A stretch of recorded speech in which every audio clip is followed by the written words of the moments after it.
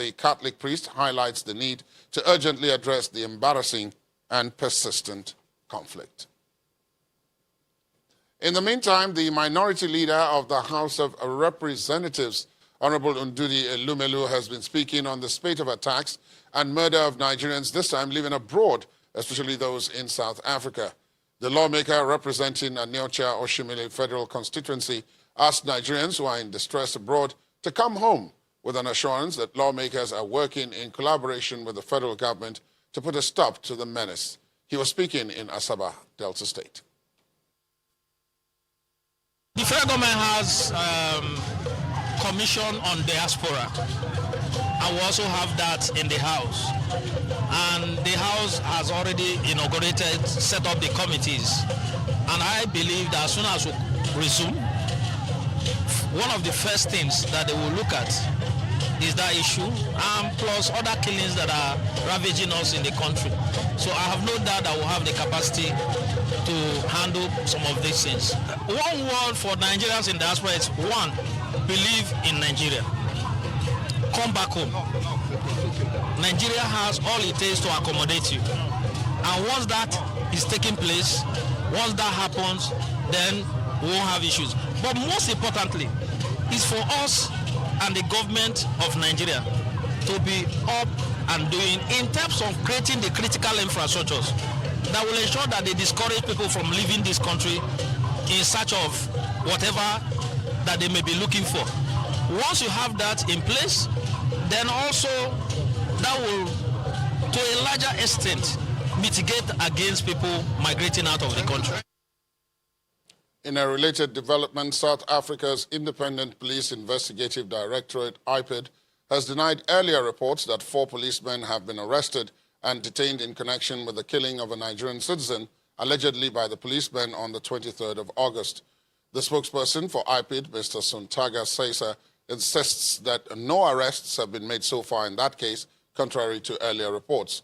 He described the said report as a, quote, miscommunication owing to a mix-up with another case which occurred somewhere in the same province. 46-year-old Pius Abiaziem, a businessman from Imo State, was killed during the interrogation while the police was raiding his home, allegedly for illicit drugs in King Williamstown in the Eastern Cape province of South Africa. The Conference on African Development, Ticket 7 in Japan, has ended with participants adopting a declaration and plan of action that will provide Africa with real and inclusive growth. With the overarching theme advancing Africa's development through people, technology, and innovation, the conference agreed that the implementation of TICKET should be guided by Africa's development dynamics and priorities. After 6 plenaries, seminars, and symposia, and other high-level engagements, the Nigerian delegation to TICKET says the country's participation has been beneficial. And our correspondent, Ibrahim Adra, has that report. We will soon start the plenary session 5. It's the close of a conference launched 26 years ago. For 3 days, the 2019 edition called Ticket 7 saw over 20 African leaders engage the Japanese and other global leaders. Mr. Akita. The plenaries, seminars, symposiums, and bilateral talks revolve around issues of development, with the economy taking prominence. Measures seeking to diversify the economy. At the closing session, participants adopted the Yokohama Declaration and the Action Plan. The host, Japan, wishes to see productive and meaningful outcomes, while the Africans say their doors are open for business. The Japan Bank for International Cooperation came to meet with the president, and they are interested in funding a lot of investments in Nigeria, as long as Japanese companies were interested in those investments. And they are in broad areas like oil and gas, automobile, healthcare, and so on. There's a lot coming Nigeria's way there. Then the president met with the Toyota Group. They also want to do a lot. Particularly, they want to build a diagnostics medical facility. The African Development Bank was represented at Ticket 7. This continent has 23 countries that are growing at about or above 5%, right? You have 21 countries growing about 3 to 5%. That is massive, massive population. You have a continental free trade area. that makes the economic size of $3.3 trillion. Those are not markets that you can ignore. Subnational entities, among them Nigerian governors, met on the sidelines, seeking ways to benefit from multilateral cooperation. We are looking at how we can establish zones, areas where we have comparative advantages, and see how we can develop agriculture. And Benue State, as the food basket of the nation, is key into this, and I believe that there's so much that can be achieved. As leaders and delegates begin to make their journeys back home, they will take with them the memories of the beautiful city of Yokohama while working out strategies of how to translate words into actions that will take development to their people. From the city of Yokohama, Japan, Ibrahim Adra reporting for Channels Television News. Back at home, Lagos residents are counting to Monday, September the 2nd, for the commencement of the road expansion work at the Berger end of the Lagos-Ibadan Expressway. But there are major concerns about the alternatives available for motorists who would rather avoid the route owing to the congestion that may arise from traffic diversion. Our correspondent Chris Illems took a ride through the Ekpe to Ijebu-Ode route and now gives us a situation report. If you intend to connect Lagos from Ijebu-Ode through Ekpe via the state road, this is what you meet. The 26-kilometer stretch of road provides some bumpy rides and a lot of dust to inhale. Ordinarily, this should not take up to 30 minutes to travel. But now, despite the palliatives already carried out, be prepared for at least an hour's journey. For those who prefer the newly constructed road, Mojoda leaves them with a bitter experience. This is Mojoda in Ekpe. For so many travelers, this is where their journey terminates because of the bad state of this road. It's actually a boundary town between Lagos and Ogun State. And once your vehicle gets stuck here, you would need the boys to come help you.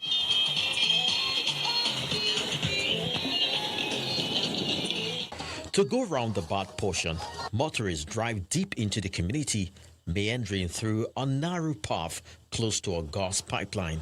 We plead on our government to even provide, if ordinary this security or vigilante or anything, that they should be on this road. Because in the night we don't know what will happen. Car are passing, truck are passing, so we don't know. Anytime that we are in rain season like this, in fact, we do enjoy this road. Especially like today now, I'm looking at the sky that I'm praying to God that rain should not fall. It has taken the intervention of a team from the road contractor to make Mojoda this manageable. The deplorable state of the road is very bad, and you can see how road users are suffering here. So since morning we'll be here trying to assist the users to push their vehicles out so that we can make some maintenance to ease their movement here. To make journeying through the route worthwhile, the people seek intervention. It's not a good experience anyway. I just wish the government will understand the plight of the users. The Ekpe-Ijebu-Ode road is one of the options motorists could ply for the duration of the reconstruction of the 1.2-kilometer Berger end of the Lagos-Ibadan Expressway. But in this condition, how desirable will the journey be? Perhaps other designated routes may provide answers. Chris Illems, Channels Television News. In part two, after the break, we'll be having more insight on the planned partial closure of the Berger-Kara axis of the Lagos-Ibadan Expressway and the creation of alternative routes. We'll be joined by the Lagos Sector Commander of the FRSC, Hyginus Omeche. Please stay on with us.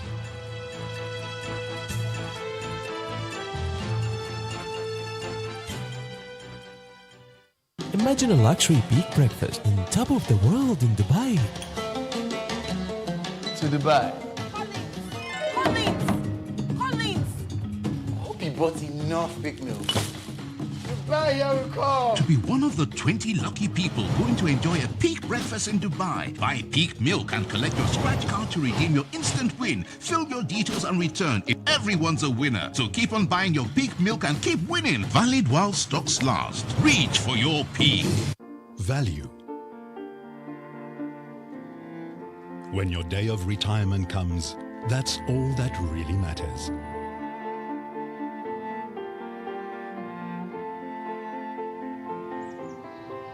One of the factors that separates ordinary people from those who enjoy wealth is their trust over the years in a PFA that generates good returns on their pension funds.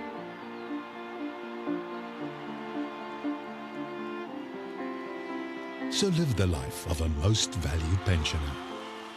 MVP.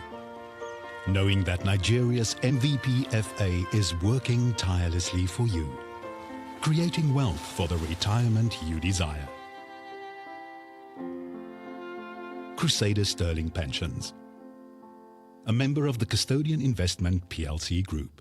Here is a very tough guy who knocks out every opponent, but now he's been knocked down by malaria. Amatem Soft Gel. Amatem Soft Gel makes treating malaria easy. Amatem Soft Gel is a game changer. Oh! The opponent is down! Amatem Soft Gel. A good talk about malaria for body. Available for adults and children. Say no to malaria. Yes to life.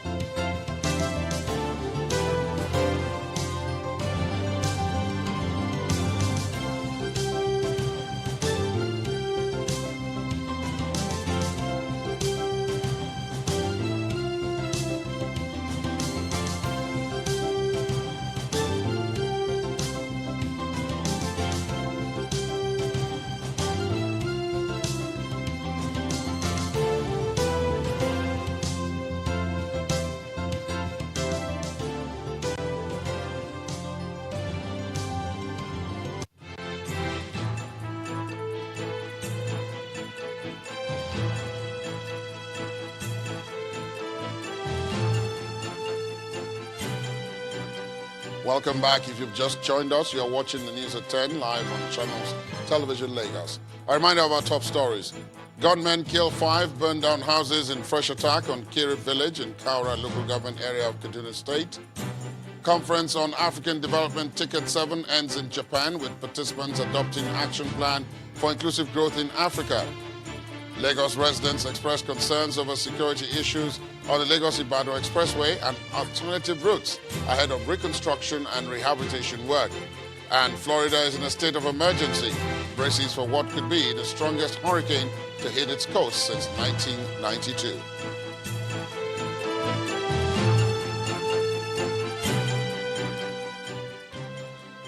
Now, for more information on our top stories and others, please visit our website, channelstv.com.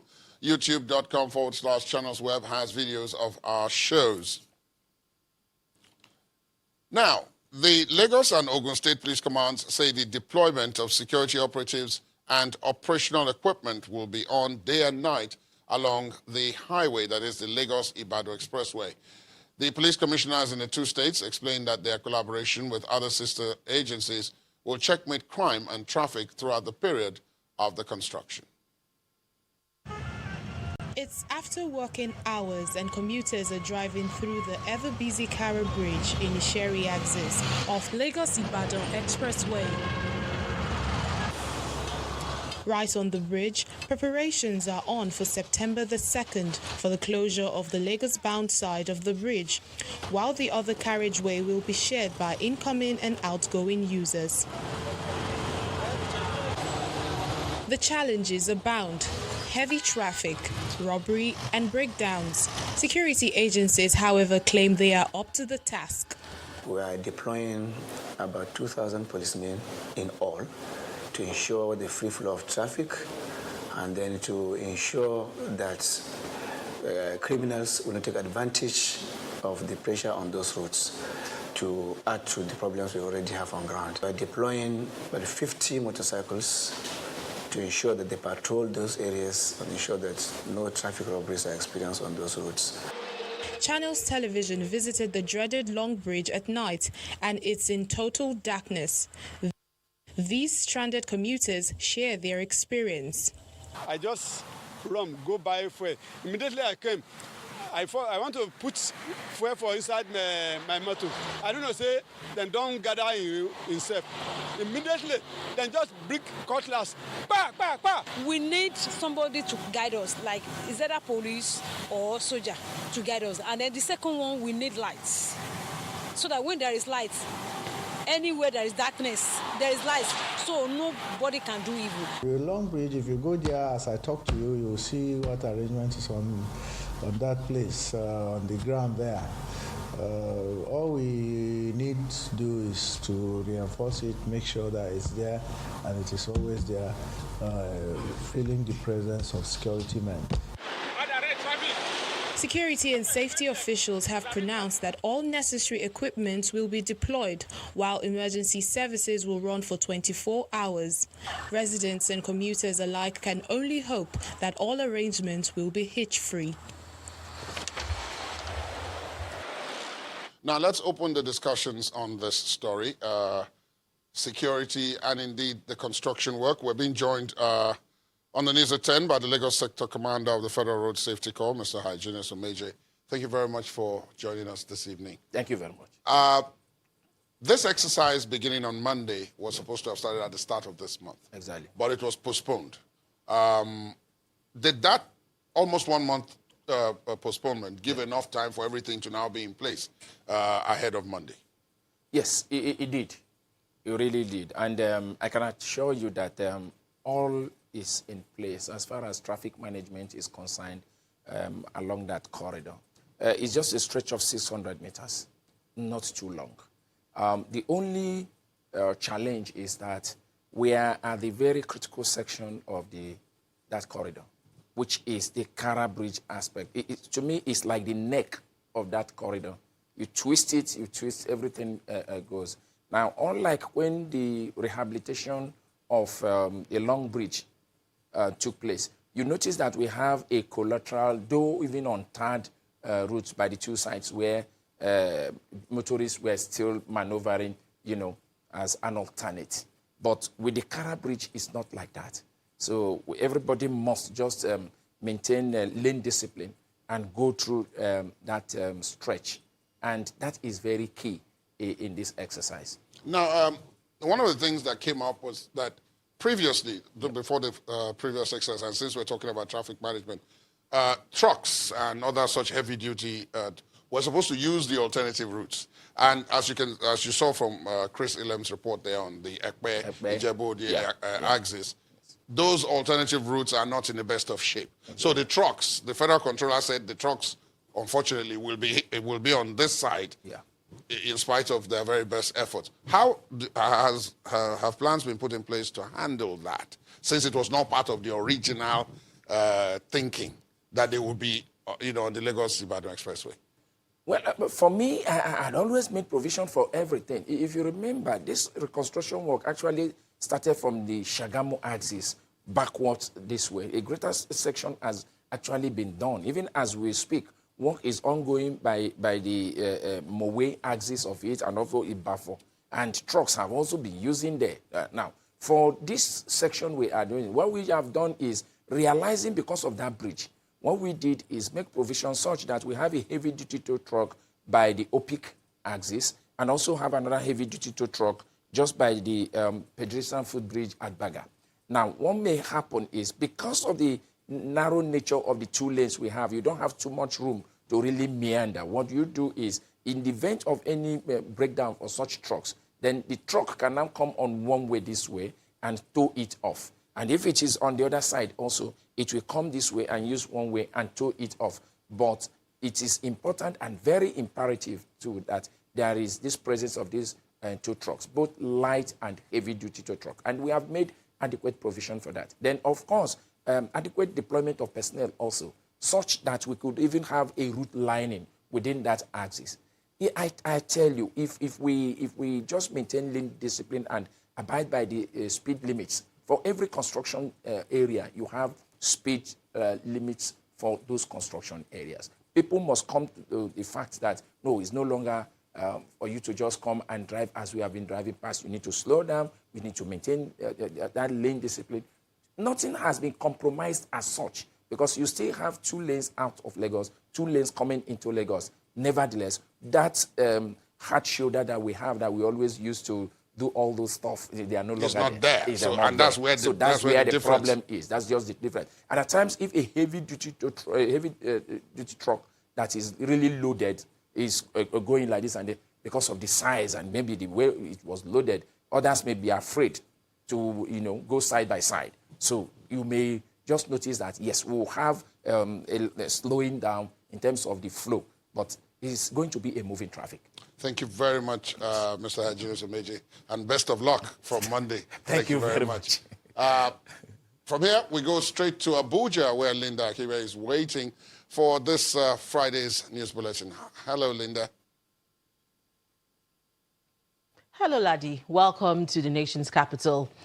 Now, there's been an explosion at the Abura crude trunk line in Otu Jeremy's town in Ughelli South local government area of Delta State.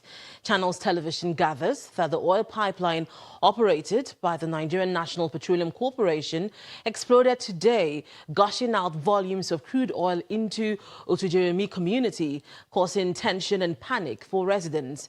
The affected line accommodates oil mining lease 34 pipelines operated by ND Western jointly with the Nigerian Petroleum Development Company, NPDC, and that of Abura line belonging to the NPDC. It is not clear yet if there are casualties, as sources confirm that security agencies have already taken charge of the scene, while firefighters have also arrived. NNPC is yet to comment on the incident. Let's turn our attention to politics. The immediate past governor of Ekiti State, Ayodele Fayose, has made a surprise appearance at the Ekiti State House of Assembly. This is coming on the heels of the resolution of the House to summon him on allegations bordering on corruption. He came into the Speaker's office unannounced, and journalists dashing to the House and getting the information were not granted access to the Speaker's office. Former Governor Fayose says the visit is to confirm the resolution to summon him, insisting he's not a man of questionable conscience. The Speaker admits it is indeed a surprise to see the former governor in his office as he reconfirms the resolution that Mr. Fayose has questions to answer. I want to let them know, for any question whatsoever, I am a leader, I am here, and I will continue to be here. So I drove all the way from Lagos to tell them that there is no hiding place for people like us. I'm here. I am ready to give account of my stewardship anytime. I don't play politics in that manner. So that's why I'm here. The ripples from the 2019 general elections are not over yet. As Yaga Africa says, there are several loopholes in the conduct of elections, and they say the loopholes impacted negatively on the quality of the process in many parts of the country. The chairman of the board of Yaga Africa, Mr. Hussein Abdul, says though the report shows consistency with the results released by INEC, it did not reflect the expectations of Nigerians. He was speaking at the presentation of the findings of a civil society group in Abuja. Our correspondent Kayla Megwa has more details. For the 2019 general elections, Yaga Africa deployed 822 mobile observers, 3,030 polling unit observers, and 46 voting point observers across the 774 local government areas in Nigeria. They employed a parallel voter tabulation methodology, which relies on what the observers stationed at the polling units report. 2019 general elections. According to Yaga, the report for the 2019 general elections shows that the results released by the Independent National Electoral Commission are consistent with the PVT estimates. But there are observations. For the presidential elections, Yaga Africa's watching the vote findings indicates that INEC presiding officers electronically transmitted presidential elections results using the smart card reader in 65% of the polling unit. Collation officers exercise excessive discretionary powers in cancelling results and declared winners where the total number of registered voters in cancelled polling unit will affect the margin of lead between candidates in flagrant violation of Section 26 and 53 of the 2010 Electoral Act as amended. The representative of the INEC chairman addresses these problems. We were testing to see whether eventually we will use electronic transmission. Let's be very, very cautious about this electronic solution as the silver bullet. Let's be very, very careful. Each package comes with its own problem. We adopt it today, you're going to have another set of problems. Hacking, this, that, and so on and so forth. This report by Yaga Africa states categorically that the margin of error between the results gotten from the parallel voter tabulation method and that was released by INEC is not so different. They're stating that 2019 offered INEC an opportunity to better the 2015 elections, and they're saying that INEC did not take that opportunity. They're asking INEC to upgrade their systems and look at the loopholes in the 2019 general elections to ensure that the elections in Bayelsa and Kogi State are better coordinated by INEC. Kayla Megwa, Channels Television News. Away from politics to the fight against corruption, Joseph Oyediran, one of the internet fraudsters wanted by the Federal Bureau of Investigation, FBI, has been arrested by operatives of the EFCC in Ilorin Zonal Office in Kwara State. This was disclosed by the zonal head of the EFCC in Ilorin, Ishaku Sharu, during a press conference today to give an update on EFCC-FBI collaboration in the fight against internet fraud and cybercrime. Mr. Sharu told journalists in Ilorin that Joseph Oyediran had benefited about 60 million naira from the loot via Western Union transfers. According to him, the Commission is committed to ensuring effective coordination of the Nigerian end of the investigation with the FBI and other partner international law enforcement agencies involved in the worldwide crackdown on internet fraud. He says within 7 months of its operations in Ilorin, the FCC has revved up efforts to rid the country of cybercrime, resulting in the arrest of more than 60 persons involved in the internet fraud, 25 of who have been successfully prosecuted. When the News at 10 returns, Florida in state of emergency braces for what could be the strongest hurricane to hit its coast since 1992, as President Trump describes it as an absolute monster. That's an international theme with Around the World in 5. Join us again.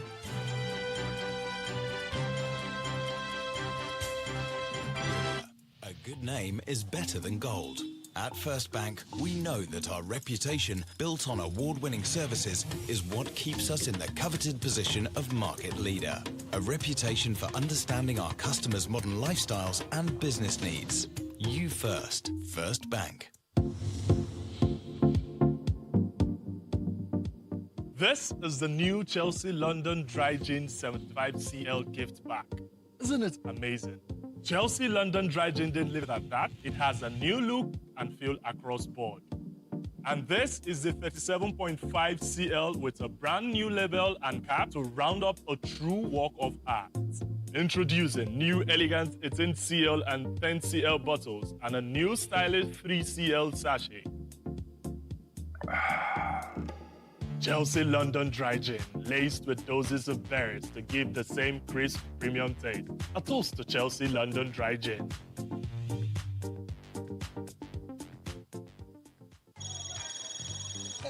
Now me I come ask and say, why all of us go pay 100,000 naira? Say, cause say your husband, he won't do 70th birthday. She now all of us marry him together.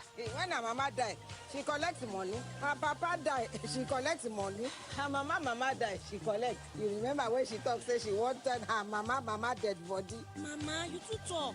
Now you be glad when they dash me credit anyhow. Imagine, 40-year-old dead body. Why you they laugh now? Now true, I better bring your money. Mama, no laugh. No be you, Jare. Now some apropos customer there when they know they mind their own business. Whoa, I never even begin to give you her gist. Glow and Maple. Get 5 times your recharge to call all networks. Recharge with *555*PIN#. Make her sell my market finish first, eh? I will call you back. Oh. Glow Unlimited.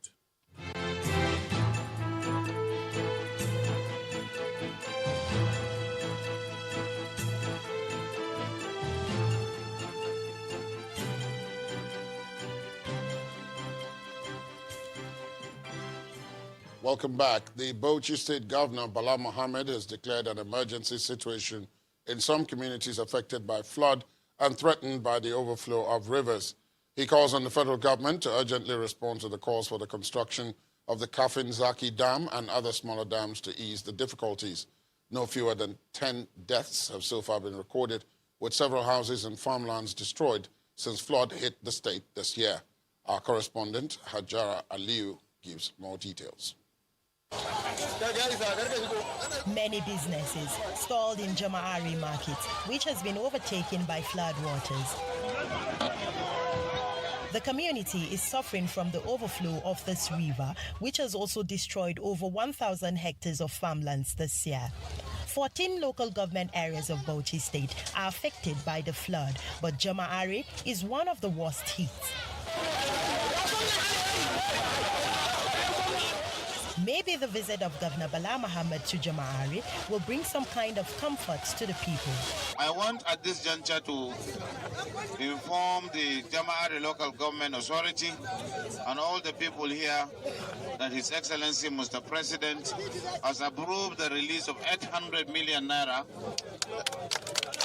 for the flood rehabilitation under ecological fund for Jama'ari. The governor continues on his visits to other affected communities. In Zaki, this mass of water tells the story of the devastation that took 5 lives. Governor Mohammed makes a case for the urgent need of a dam. It's devastating. We have lost livestock, we have lost human beings, and so forth. So it's terrible, but we will make it, inshallah. We are calling on the federal government to know that these upstream communities, Ruaningi, Jama'ari, are exposed to danger of being washed away. The flood water spreads across vast lands. In this village, the saturated ground remains the only access route to some households.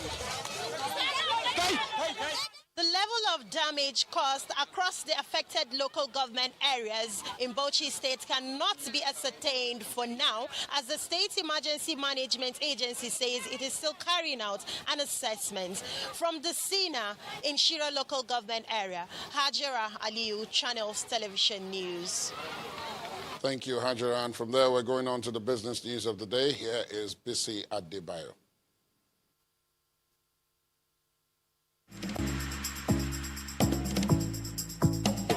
You first.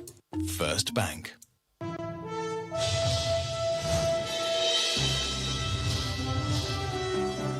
Welcome to Business News. Nigeria has lost as much as 22 million barrels of oil to theft in the first half of 2019. But that's according to the governor of Edo State, Mr. Godwin Obaseki, who's the chairman of the Ad hoc Committee of the National Economic Council on Crude Oil Theft, Prevention and Control. It says the figure could double by the end of the year if nothing is done to combat theft, which has become a threat to the country's economy. The stolen oil amounts to more than 120,000 barrels per day, or roughly 6% of Nigeria's nearly 2 million barrels per day output. In its June monthly report, the NNPC announced a 77% rise in pipeline vandalism, noting 106 pipeline breaches in June, and that's up from 60 in May. Meanwhile, Vietnam's Binh Son Refining and Petrochemical has bought 1 million barrels of Bonny Light crude in its first ever import of Nigerian crude. The Asian country bought the crude cargo in mid-August for delivery in October to November for its 130,000 barrel per day Dong Quat refinery.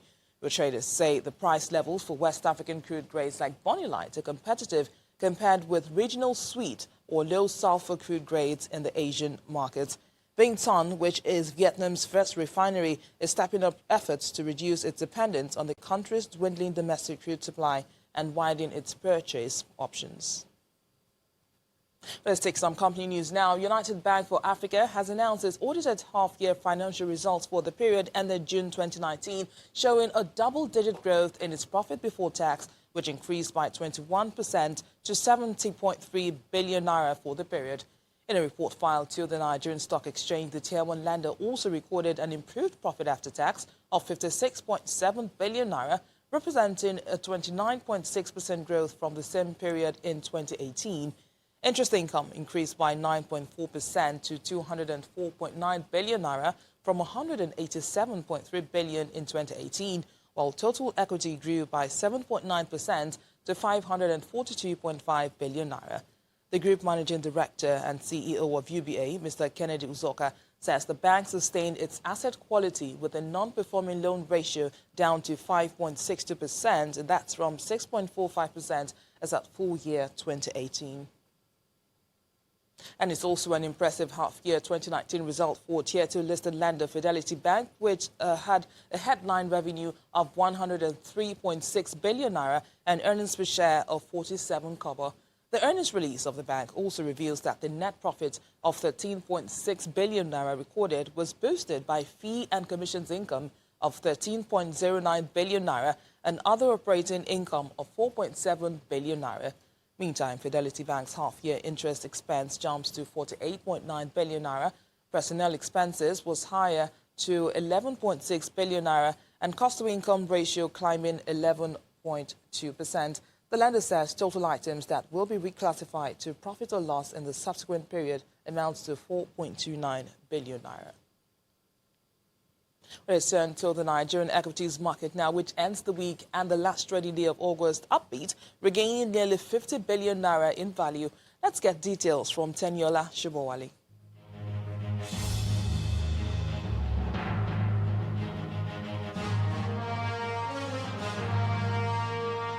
Hello and welcome to the Stock Market Report. The stock market closed the last trading day of August in the green, reversing the losses recorded in Thursday's session by 0.37% and regaining nearly 50 billion naira in value.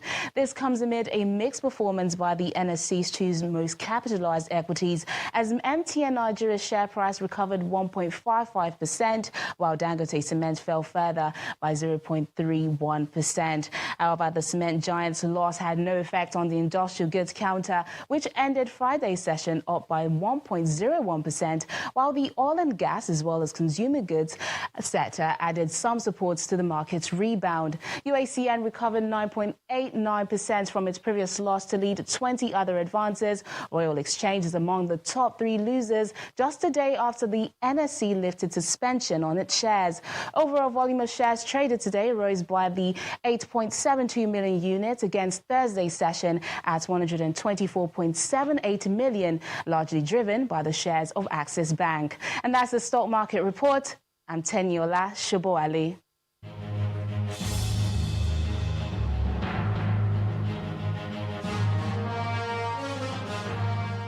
Thanks, Jenny. And globally, hopes of easing trade tensions between China and the United States helped a gauge of stocks edge higher today, despite slight weakness on Wall Street. Let's check out today's numbers.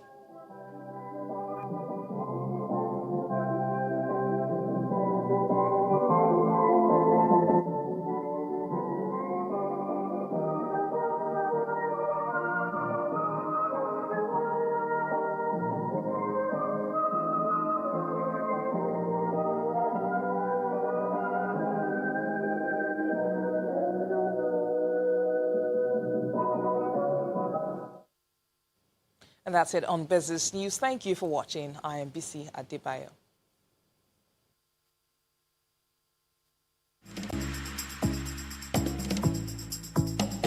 You first. First Bank. Thank you, Bisi. Hurricane Dorian is currently a Category 3 storm with maximum sustained winds of 115 miles per hour. But the forecast indicates Dorian may be a Category 4 hurricane with winds between 130 to 156 miles when it strikes.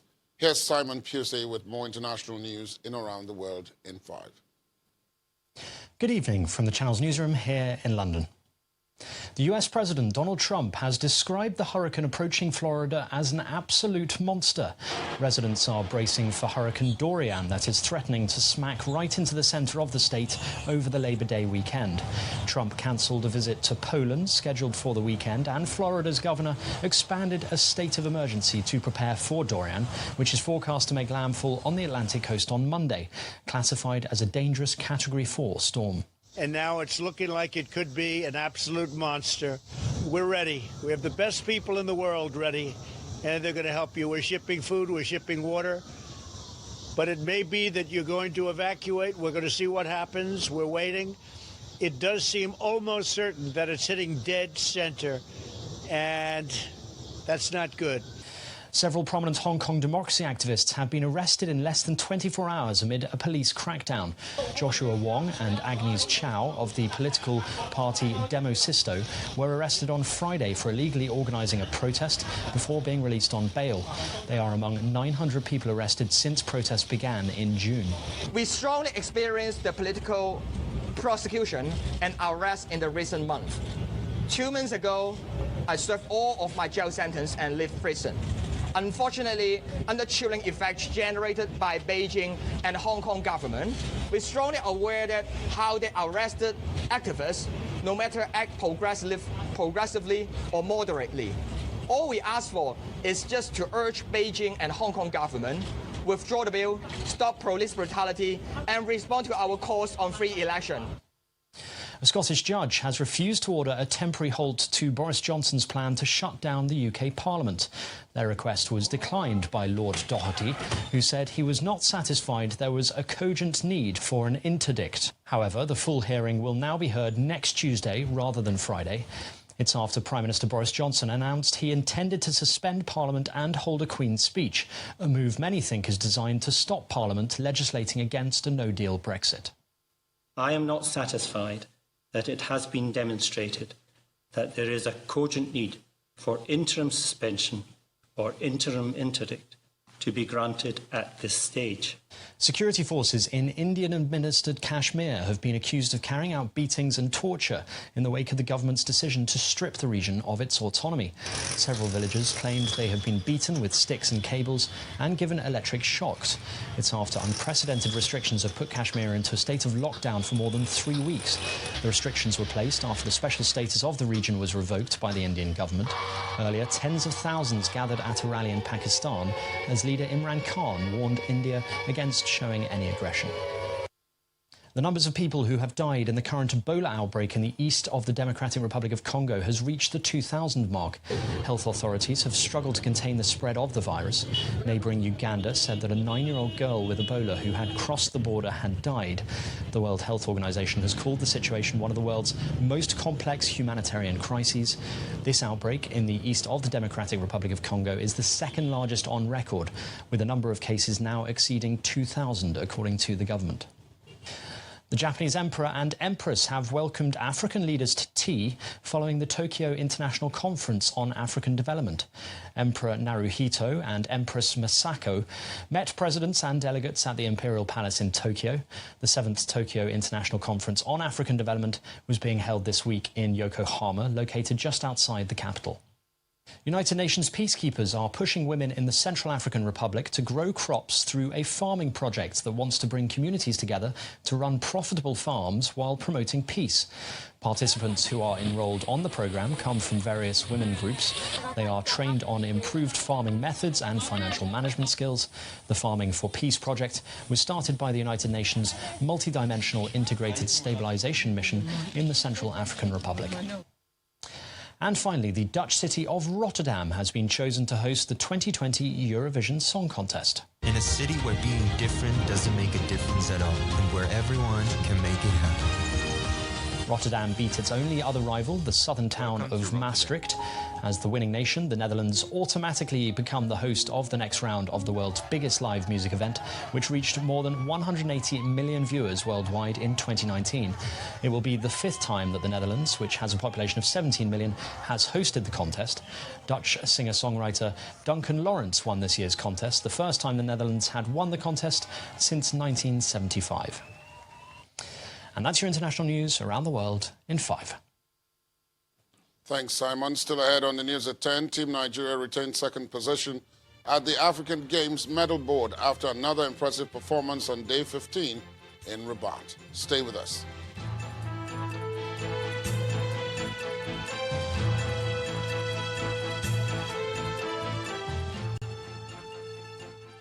Dear Mom, you are extraordinary.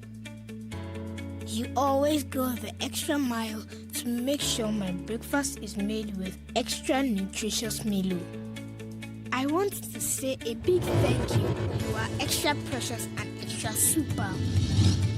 Milo is thanking moms for being extraordinary by giving the family an extra 50 grams of delicious Milo for every 500-gram pouch bought. Don't miss out. Offer valid while stocks last. The buzz of alarms hails you, captain of the home, lady of the grind. Through the days of closed deals and office politics, the carefree laughter of your little ones drives you. Even with school fees wahala, still you continue to push and believe. And these children where you see so go grow and prosper. Because at Union Bank, there's a loan for everyone. Apply today. Union Bank, your simpler, smarter bank. I'm a man of action, so I choose Action Bitters. I choose to be unique and different. I choose to stay connected to my roots, my true African roots. And even though I work hard, I play even harder. With Action Bitters, made from the finest of African herbs, to make sure the action goes on all day and all night. Action Go. I choose Action Bitters. I choose Action Bitters.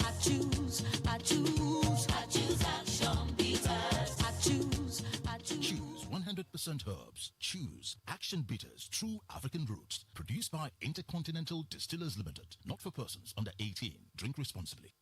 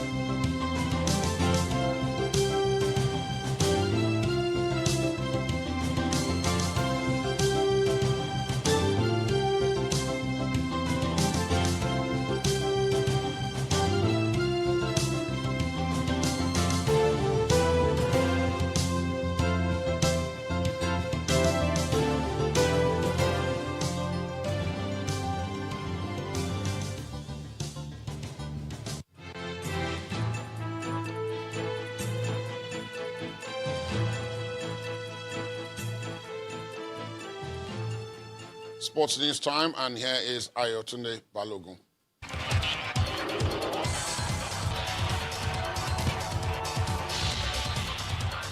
Many thanks, Laddie. Nigeria has continued its impressive performance at the ongoing 2019 African Games after picking gold medals in wrestling, canoeing, and athletics.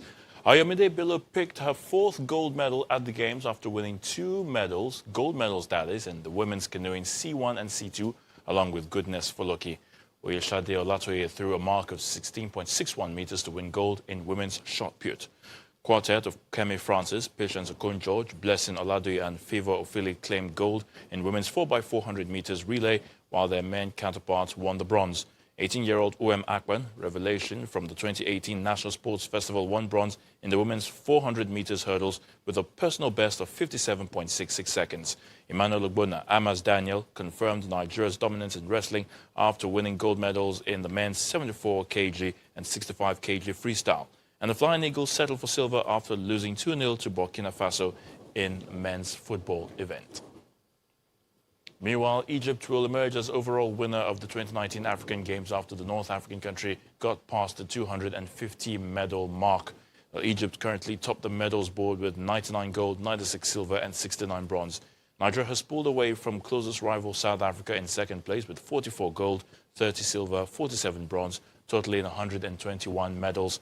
South Africa is third with 36 gold, 26 silver and 25 bronze. Algeria, Morocco and Tunisia are in 4th, 5th and 6th. In football, last season's beaten finalists Arsenal FC have been drawn in Group F along with Eintracht Frankfurt, Standard Liège and Vitória Setúbal. The 2016-2017 winners of the UEFA Europa League, Manchester United, are in Group L with Astana, Partizan Belgrade and AZ Alkmaar.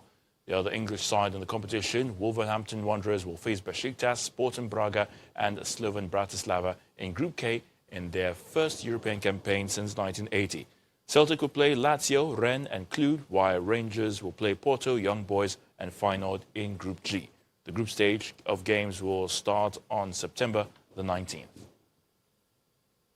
Former world number 1 Serena Williams of the US eased past Karolina Muchova of the Czech Republic 6-3, 6-2 to reach the round of 16 at the US Open for the 18th time in her career. Serena never looked in danger of losing against Bukova at the Arthur Ashe Stadium, requiring only 75 minutes to win the game. The 23-time Grand Slam champion played a precise match with 20 winners to 15 unforced errors. Swiss maestro Roger Federer rediscovered his best form to ease into the US Open 4th round. Federer played with his trademark fluency in a 6-2, 6-2, 6-1 victory over Britain's Dan Evans at the Arthur Ashe Stadium. Elsewhere, third seed Karolina Pliskova overcame a mid-match blip to beat Tunisia's Ons Jabeur to reach the US Open 4th round. Pliskova had been a set and a break-up before being taken to a decider, eventually winning 6-1, 4-6, 6-4.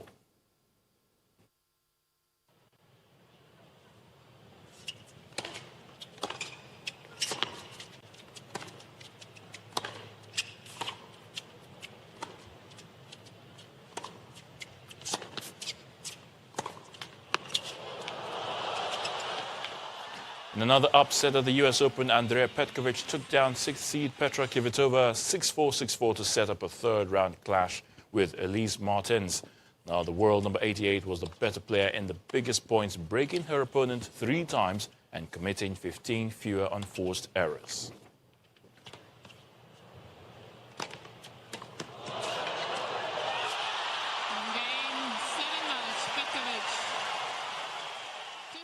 And that's a wrap on Sports News. I'm Ayo Tunde Balogun. It's back to you, Laddie.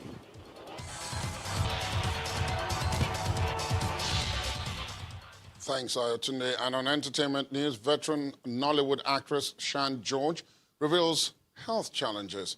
Here's Ogechukwu Ose with details of this and other stories. Well, thank you so much. And here are your trending entertainment stories. Nollywood actress and movie producer Shan George has revealed that she's been battling a health challenge for many months and even had to undergo a delicate spine surgery. And the veteran Nollywood actress shared photos from her hospital bed on social media. Now, last year, she revealed that she's been away from filmmaking because she's forced to relocate to Calabar to care for her ailing aged mother.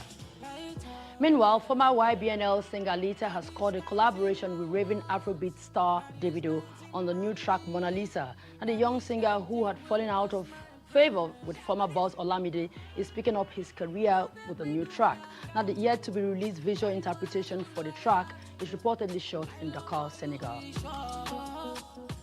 A Nigerian frontline female disc jockey, Florence Otedola, popularly known as DJ Copy, has taken time off the promotion of her new single, Gelato, for some humanitarian purposes. The DJ, who in recent times has also been laying vocals on her tracks, was pictured at an internally displaced people's camp in the country where she met with women and children in the camp. And finally today, embattled American singer R. Kelly is appealing to prison authorities to let him out of solitary confinement while awaiting trial on child pornography charges. According to one report, the singer has been denied access to other humans in jail, hasn't gotten sunlight since confinement, limited access to emails, and only gets to shower 3 times a week. But that's all for tonight. The news at 10 continues shortly. And just before we go, the Federal High Court Abuja has ordered the Economic and Financial Crimes Commission and the Attorney General of the Federation to respect the status quo on their plans to confiscate the assets and property of the immediate past governor of Zamfara State, Alhaji Abdulaziz Yari.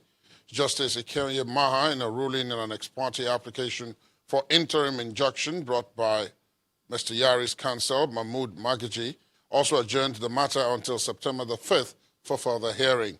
Mr. Magaji had prayed the court to stop the anti-graft agency from either inviting or arresting the former governor pending the determination of the substantive suit.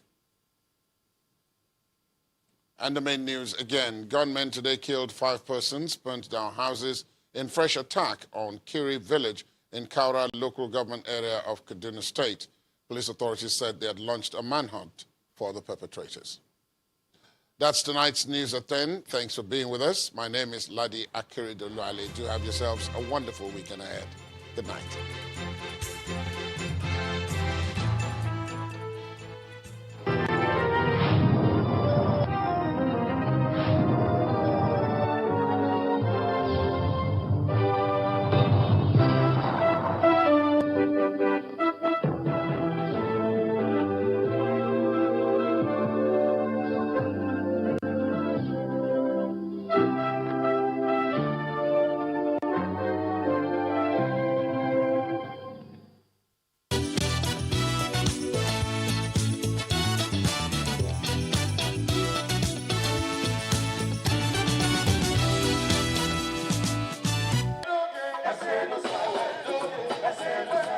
Coming up on Metrofile this week, happy birthday to the former chairman of the All Progressive Congress, APC, Chief John Odige Oyebu.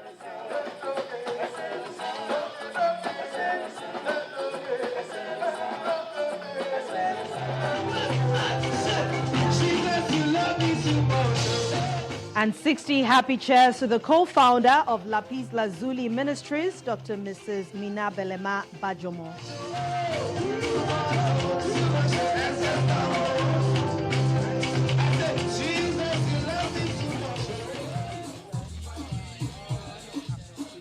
And the second edition of the Locked Afrique Polo concludes in London.